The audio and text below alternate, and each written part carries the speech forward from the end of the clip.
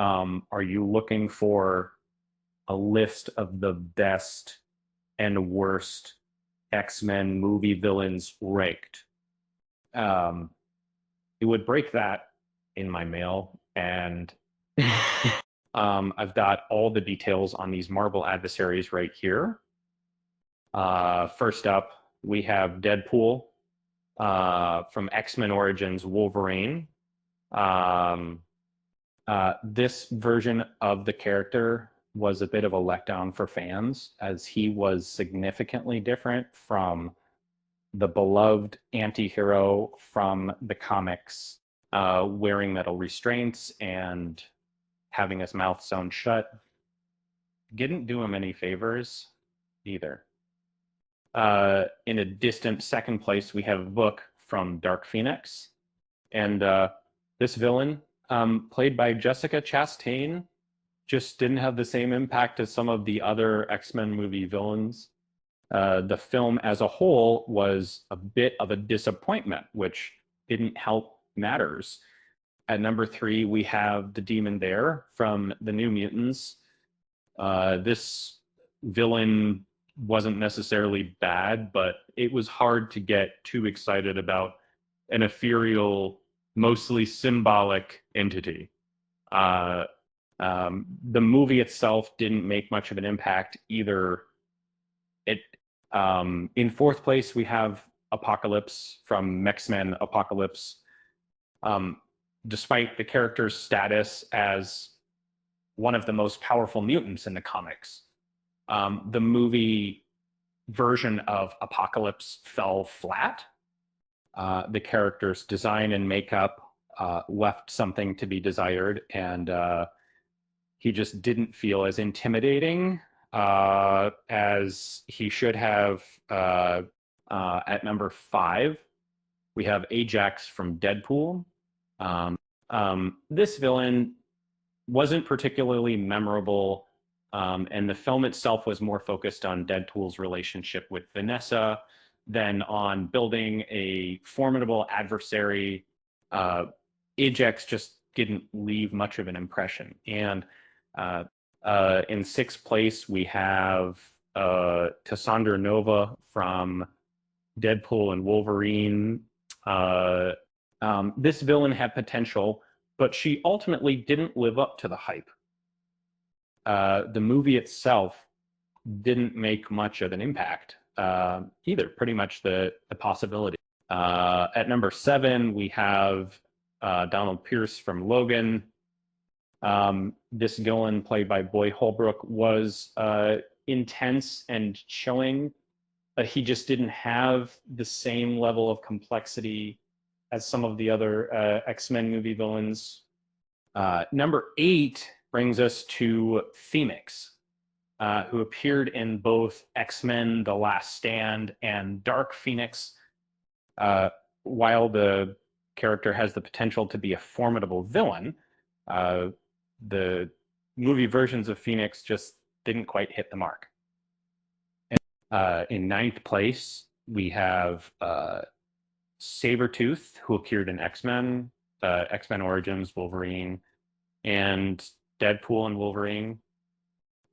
This villain had the potential to be a major threat, but he was often relegated to secondary antagonist status. At number 10, we have Sebastian Shaw from X-Men First Class. This villain, played by Kevin Bacon, was a standout in the film, but he just didn't have the same level of impact as some of the other X-Men movie villains people saw and moved.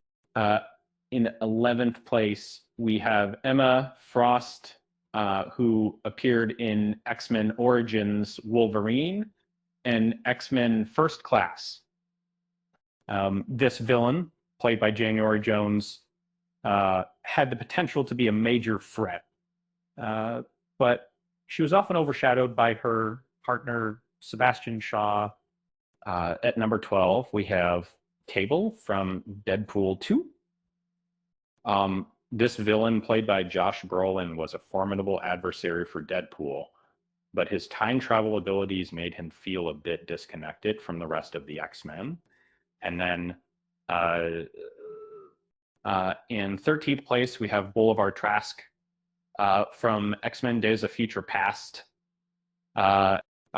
This villain, played by Peter Dinklage, was responsible for the creation of the Sentinels.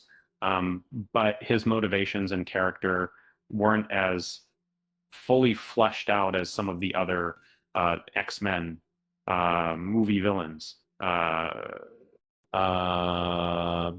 number 14, we have Silver Samurai from the Wolverine.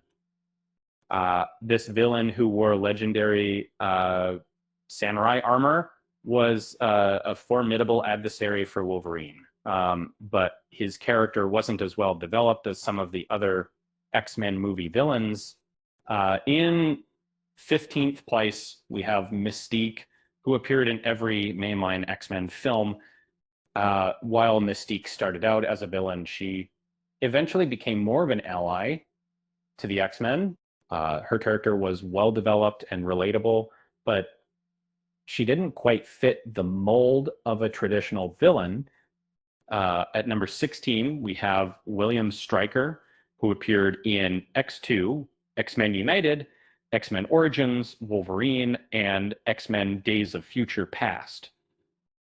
This villain, played by various talented actors, was a formidable adversary for the X-Men, but he wasn't as well developed as some of the other villains on this list.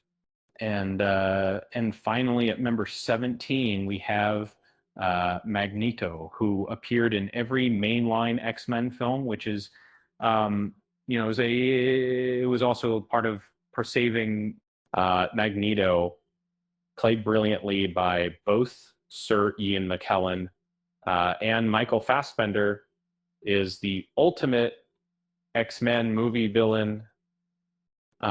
His motivations are relatable and authentic, and he consistently demonstrates power and intricacy in each portrayal. And while he may not always be the outright villain, his character is one of the best and most complex in the X-Men movie universe. With that said, thanks for watching. And until next time.